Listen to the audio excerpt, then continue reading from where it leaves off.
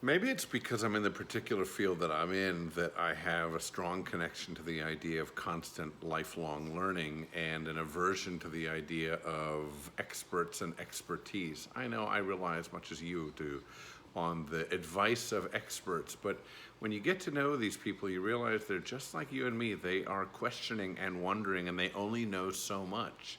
And if they're truly humble teachers, then they're also constant students, and they're striving to know more the next day. And if their humility is larger than their hubris, then they might one day change their minds and say, I don't know, and what I said prior was false. I think we need to quest for firm knowledge, a firm sense of what we know about life, God, religion, politics, society, coronavirus, everything that is to know. We should be constantly questing and learning and striving to know more. But I think we need to hold that firm knowledge gently in our hands, not to grip it too tightly.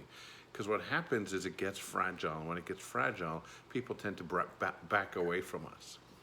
I think we need to hold what we know gently and say, this is what I know at the moment, and I need to hold it with a sense that it might evolve in my own hands. It might be that I am a potter holding something that's still soft and malleable rather than someone holding the final stone product and saying, this won't break. We should be willing to break.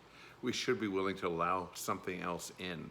You know that Leonard Cohen quote that says the cracks are where, and I might be misquoting him, the light comes in. Well, so often we are grabbing and gripping so firmly that we're not actually willing to allow the light to come in.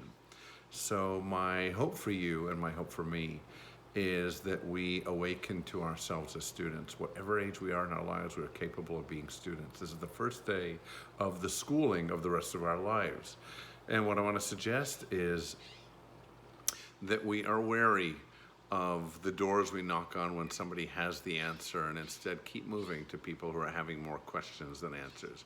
We're asking more questions and asking us to think more deeply about our assertions and our assumptions.